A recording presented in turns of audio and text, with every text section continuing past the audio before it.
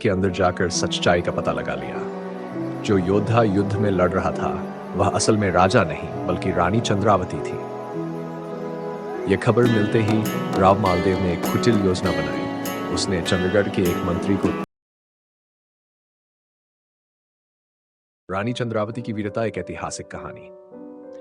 भूमिका 100वीं सदी का राजस्थान, जहां बहादुरी और सम्मान को सबसे ऊपर रखा जाता था।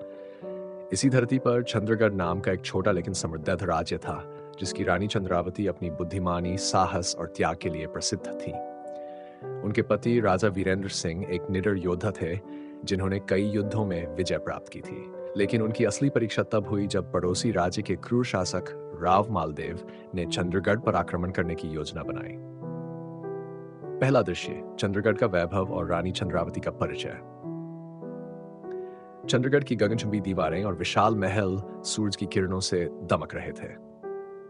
महल के अंदर रानी चंद्रावती राजकाज देख रही थी। वे केवल एक रानी ही नहीं, बल्कि अपने लोगों की संरक्षक भी थी। उनका मानना था कि एक राजा की असली शक्ति उसकी प्रजा का प्यार होता है। रानी अपनी जनता के बीच जाती, उनकी समस्याएं सुनती और उनके समाधान निकालती। उनके पति राजा वीरेंद्र सिंह उनकी समझदारी और नेतृत्व क्षमता पर गर्व करते थे। दोनों के बीच गहरा प्रेम था, जो एक सच्चे साथी की तरह एक दूसरे का सम्मान करते थे। युद्ध का काला साया राज्य की सीमाओं पर हलचल थी। जासूसों ने सूचना दी कि राव मालदेव अपनी विशाल सेना के साथ चंद्रगढ़ पर आक्रमण करने आ रहा है।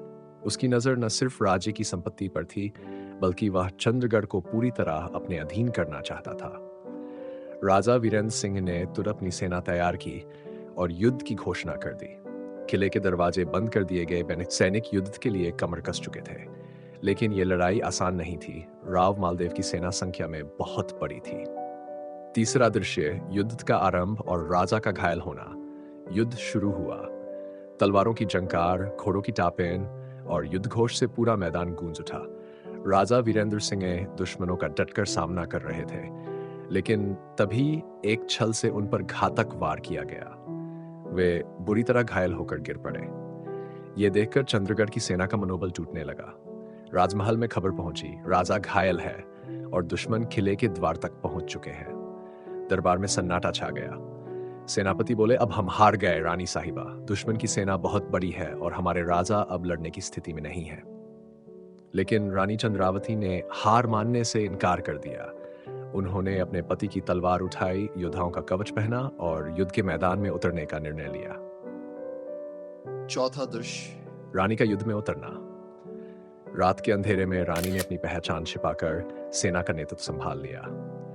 कोई नहीं जानता था कि राजा वीरेंद्र सिंह की जगह अब उनकी रानी लड़ रही है। उनकी गर्जती आवाज सुनकर सैनिकों का हौसला फिर से बढ़ गया। रानी चंद्रावती ने युद्ध में ऐसी वीरता दिखाई कि दुश्मन पीछे हटने लगा। उनके हर वार में गुस्सा, दर्द और अपने राज्य के लिए प्रेम था। वे अकेले ही दर्जनों सैनिकों से लड़ी और धीरे धीरे युद्ध का रुख बदलने लगा। राव मालदेव को यह समझ में नहीं आ रहा था कि अचानक चंद्रगढ़ की सेना इतनी मजबूत कैसे हो गई। उसे शक हुआ कि कुछ तो गड़बड़ है। उसने अपने एक जासूस को चंद्रगढ़ भेजा। पांचवां दृश्य, साजिश और रानी की पहचान का खुलासा। जासूस ने किले के अंदर जाकर सच्चाई का पता लगा लिया। जो योद्धा युद्ध में लड़ रहा था, वह असल में राजा नहीं, बल्कि रानी चंद्रावती थी। यह खबर मिलते ही राव मालदेव ने एक कुटिल योजना बनाई। उसने चंद्रगढ़ के एक मंत्री को रिश्वत देकर अपनी तरफ मिला लिया। वह मंत्री किले के मुख्य द्वार की सुरक्षा कमजोर करने वाला था, ताकि अगली सुबह राव मालदेव की सेना बिना रोक टोक अंदर आ सके। रानी को जब इस साजिश का पता चला, तो उन्होंने अपने विश्वास पात्रों के साथ मिलकर एक आखिरी योजना बनाई। अंतिम बलिदान। रानी चंद्रावती ने एक शांति वार्ता का संदेश राव मालदेव को भेजा। उन्होंने कहा कि वे युद्ध को रोकने के लिए संधि करना चाहती हैं। राव मालदेव को लगा कि रानी डर गई है और वह बिना सोचे समझे महल के अंदर आने के लिए तैयार हो गया। महल के दरबार में रानी ने अपने योद्धाओं को छिपाकर रखा। जैसे ही राव मालदेव दरबार में पहुंचा, रानी ने अपने सैनिकों को इशारा किया। चारों तरफ से घिर चुके राव मालदेव और उसके साथी सैनिकों को मार दिया गया। लेकिन इस युद्ध में रानी भी गंभीर रूप से घायल हो गई। उन्होंने अपने आखिरी शब्दों में कहा, चंद्रगढ़ अब सुरक्षित